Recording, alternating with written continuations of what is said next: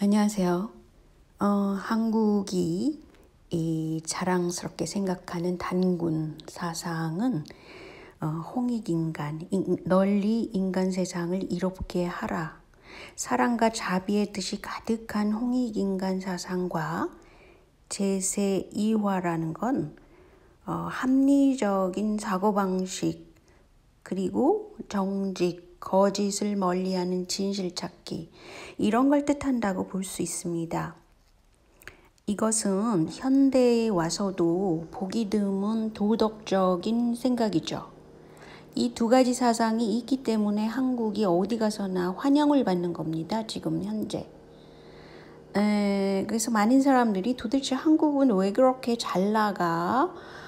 왜 사람들이 이렇게 도덕적이고 교육도 많이 스스로들 하고 참 드문 나라다, 드문 사회다, 이렇게들 생각하고 있어요. 서구 사회에서 그렇게 생각합니다. 그런데 이렇게 도덕적이 되기 위해서는 일부러 한 게 아니라 오래전부터 내려왔던 그 고유한 사상, 즉 단군 사상이 있기 때문이라고 생각합니다. 이것은 무슨 기독교 신자건 불교 신자건 이런 것과 상관이 없이 한국의 고유한 전래되는 사상이라는 것이죠.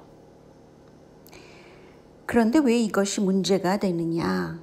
이것은 한국은 어떤 의미에서 유대인과 굉장히 비슷한 면이 있고 문화도 비슷하다 그래가지고 비교도 하고 그렇긴 하죠.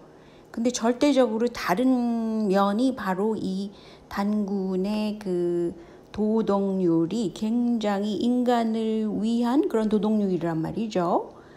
근데 유대인의 사고방식은 그렇지가 않아요. 굉장히 듀얼리즘에 베이스를 두고 천국과 지옥, 흑 아니면 백, 이런 식으로 사고를 하고 랍비라고 해서 그건 목사님이 있다고 해서 다 모든 목사님이 존경스러운 사람은 아니잖아요. 똑같아요. 이스라엘 유대인의 랍비도 훌륭한 선생님이라는 뜻도 있습니다. 그렇지만 예언가로서 아주 고약한 예언을 할 수도 있다는 것을 제가 말씀드리고자 합니다. 이 시대에는 빌 클린턴이 집권하던 시기인데요. 1994년 랍비 나만이라는 사람이 한국에 대해서 너무 황당한 예언을 했어요. 근데 이제 생긴 것도 굉장히 오락부락하게 생겼고 원래 심성이 그런 사람인데다가 이 사람이 이 예언을 했다 그랬을 때의 배경화면을 보면 일본의 영향이 있는 것입니다. 나중에 보겠지만요.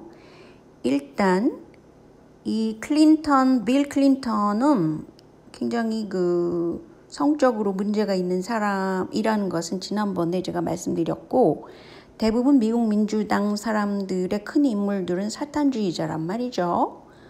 그러니까 벌써 사탄주의 쪽으로 간 거예요. 그러니까 세상을 삐딱하게 보는 거죠. 그런 상태에 있는 시대에 있던 랍비가 말한 것입니다. 근데 이 랍비 자체 이 사람은 카발리스트예요. 그러니까 랍비라고 다 존경스럽고 착한 선생이고 이렇다고 보시면 안 되는 거죠. 그 중에는 사탄주의자도 있고 카발리스트도 있고 이런 것입니다. 어쨌든 이분이 예언을 하는데 너무 무지막지한 예언을 하고 예언한 다음 해에 사망을 했어요. 이제 상황이 이런데 이것이 왜 한국과 연관이 되느냐? 그것은 한국의 한국이라는 나라를 굉장히 안 좋게 까내리는 예언을 하고 죽은 것입니다.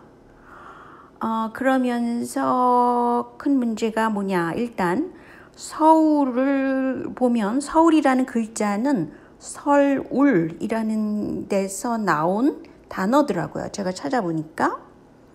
그런데 이 히브리어에는 시올이라는 단어가 있어요. 시올이라는 거는 사망, 낙원이 아닌 곳, 그러니까 마귀가 들끓는 곳, 이것을 뜻하는 게 시올이에요. 근데 갑자기 이 랍비가 이 서울을 시올로 바꿔가지고 발언을 합니다. 여기서 이제 큰 문제가 있는 것이에요. 이분이 무슨 어떤 이유로든 주위 사람의 영향을 받았든 아니면은 한국이 굉장히 융성하게 될 것을 걱정을 해서 이런 말을 했었을 것 같아요. 근데 원래 서울이라는 단어가 나올 때 보면은요, 무학대사 불교 쪽 사람하고 정도전하고 유교가 흥해야 된다라는 사람이 정도전이고 무학대사는 불교 쪽 사람이잖아요. 근데 이제 이성계가 이 양쪽 사람들의 말을 들었어요. 근데 정도전은 유교가 승해야 된다. 무학대사는 불교가 승해야 된다. 이러고 했겠죠. 그런 의견이 팽팽했는데 이성계가 날을 잡아서 제사를 지내게 됐다고 그래요. 근데 제사 지낸 그 다음날 보니까 눈이 내렸는데 인수봉에 선을 그어 놓은 듯하게 눈이 녹지 않는 부분이 있었다고 그래요. 그래서 정도전이 이것을 이제 이성계한테 얘기를 하고 이건 하늘의 뜻이다 그래가지고 그 도성을 인수봉 안쪽으로만 쌓아야 된다라고 주장을 했대요. 그래서 할 수 없이 그 선대로 성을 쌓았답니다. 이때에 무학대서는 불교가 이제 기운을 다했구나. 불교가 사라지고 유교가 흥하겠구나. 이렇게 얘기를 했답니다. 성이 완성됐을 때 눈설 또 울타리 울 그걸 합쳐서 설울이라는 말이 생겼다고 그래요. 이게 이제 발음이 변해서 서울로 바뀐 것이죠. 근데 이 당시에 생각을 해보세요. 이것은 뭐 1300년 말엽 그쪽이니까 뭐 14세기 정도입니다. 아니 어떻게 14세기의 얘기를 뭐 이집트 문명 시기와 같이 놓고 생각을 합니까? 그래서 제가 볼 때는 저도 제 친한 절친이 유대인 쪽 사람도 있어요. 그런데 보면은 상당히 생각을 고집을 하고 그것을 이렇게 시야를 넓힐 가능성이 없어요. 그러니까 고집스러운 데가 굉장히 많습니다. 그러니까 다양한 의견을 이렇게 듣고 어떻게 자기 생각을 건전한 쪽으로 가야 되는데 유대인들의 생각 방법이 그렇지 않다는 거예요. 이건 제가 겪은 상황이고요. 그런 면이 있다는 것을 말씀드리는 겁니다. 그러니까 실제 하지 않은 이 시올은 히브리 말로 말씀드린 대로 굉장히 darkness, 굉장히 어둡고 뭐 마귀가 들들고 천국의 반대쪽이 시올이란 말이에요. 근데 어떻게 설울이라는 단어, 14세기경에 있던 단어를 뭐 거의 이집트 문명하고 가까이 보면서 이것을 랍비가 시올이 서울이다라고 주장을 할 수가 있냐는 것이죠. 첫째 잘못은 여기서 나타난 겁니다. 그래가지고 현재도 많은 사람들이 한반도가 흥성하게 된다라고 주변국에서는 막 걱정을 하죠. 뭐 일본 같은 경우도 분단국을 어떻게 하면 분단국으로 계속 끌고 갈까 이렇게 생각하잖아요. 중국도 마찬가지고. 왜냐하면 분단국인데도 이 남한이 이렇게 굉장한 흥성국으로 가는데 이게 합쳐지면 어떻게 되겠냐 이렇게 걱정하는 거죠. 주변국의 걱정은 있을 수 있는데 있지도 않은 단어를 만들어낸 겁니다. 현재 아시겠지만 조작, 사기술 이것은 미국 민주당 쪽에 굉장히 흔하게 일어나는 일이죠. 그래서 말도 안 되게 시올에 거기 갖다 붙여서 서울은 마귀의 도시, 한국은 멸망해야 되는 곳 이렇게 각인시킨 겁니다. 근데 얼마나 유대인들의 사상이 기독교에도 영향을 미치고 마찬가지로 영국에도 영향을 미치고 영국이 또 일본에 영향을 미치고 제수이시 또 일본을 들쑤셔서 러일 전쟁을 일으키고 뭐 기타 등등 생각을 해볼 때 이분이 바로 그 나마니라는 그 랍비신데 뒷배경을 보세요. 그 일본스러운 배경을 갖고 있고요.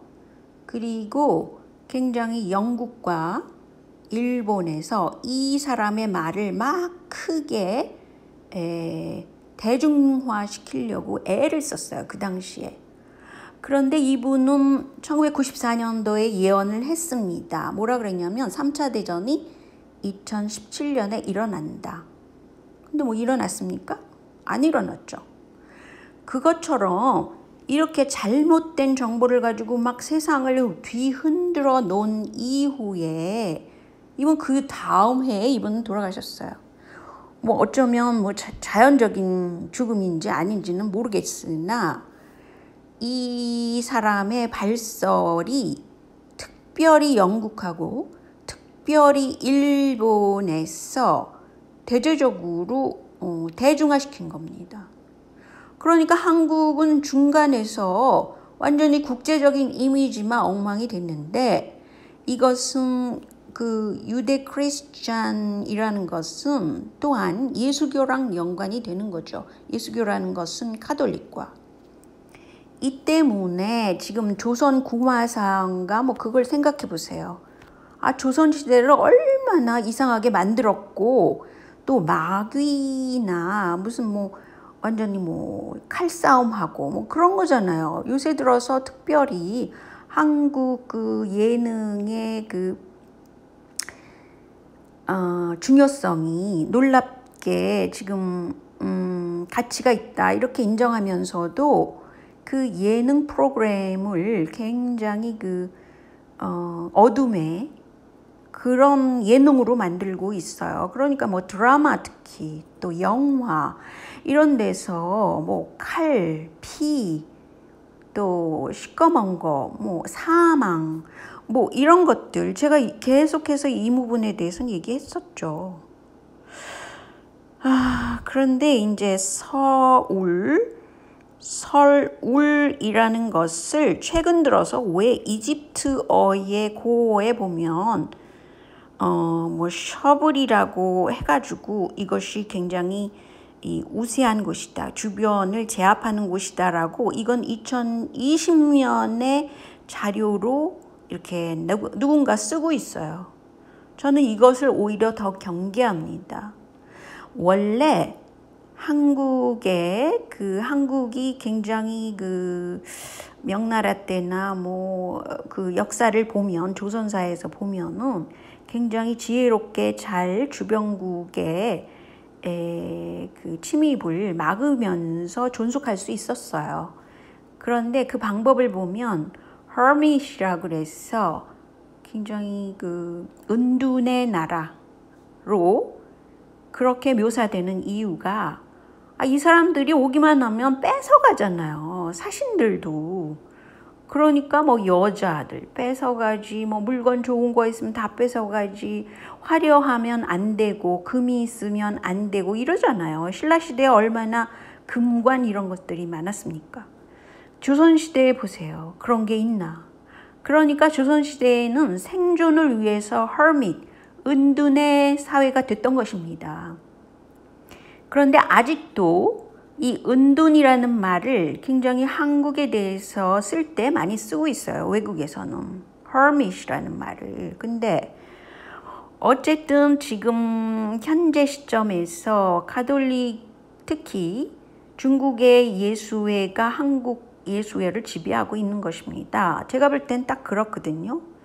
근데 텐센트라고 중국 자본 중에 굉장히 큰 자본이 있어요. 근데 이 자본력이 중앙 홍석현 그쪽으로 무려 1,000억 원을 투자를 했다고 합니다. 그러면서 한다는 짓이 모든 것이 중국화되는 거, 중국풍으로 가도록 하고 있어요. 근데 제가 놀라운 것은 우연히 제가 굉장히 문화에 제가 관심이 많다고 여러 번 말씀드렸죠. 그래서 이 중앙 매스컴에서 하는 그런 쇼를 봤어요. 그냥 음악 쇼예요. 그런데 거기 보니까 완전한 중국풍으로 된, 그리고 무슨 긴 비단 옷에 무슨 술을 놓고 이렇게 시꺼먼 배경으로, 이게 중국풍이 아니면 한국풍입니까? 이거 있을 수 없는 거예요. 한국 사람은 이렇게 어둡지가 않습니다. 아니 그런데 이렇게 배경을 해가지고 쇼를 한 겁니다. 그래서 저는 이 홍석현 씨가 사실은 그 미국 민주당이 떠받들어 온 삼변회 만든 사람이 있지요. 그런데 그 사람이 죽었거든요. 그런데 그 이후에도 계속 그 영향력이 있는 것입니다. 제가 여러 차례 말씀드렸잖아요. 그래서 이 삼변회의 부회장이 홍석현입니다. 그러니까 완전히 카발 세력이죠. 중국의 카발 세력이 한국의 카발 세력과 손을 잡고 이 짓을 하는 것이라고 밖에 볼 수 없습니다. 중국의 자본력이 들어간 거는 아시다시피 그 록펠러 재단도 있고 뭐 하버드 재단도 있고 그렇잖아요. 그런데 그 가운데 그 하버드 대학에서 항상 한국 역사를 왜곡시키는데 앞장서잖아요. 그죠? 지난번에 제가 말씀드렸어요. 그런데 그것과 다 연관되어 있는 것입니다. 그러니까 진실 찾기를 하고 한국 문화의 그 흥겹고 신나고 뭐 밝은 기운들을 다 이런 식으로 어둡게 만드는 것입니다. 저는 이것 때문에 더 지금 머리에 꼭지가 돌고 있어요. 그래서 홍석현 씨 자중하시고, 이것은 매국행입니다. 당신은 진짜 감옥에 들어가도 싼 사람이에요. 아시겠어요? 자, 오늘은 여기까지만 할게요. 안녕히 계세요.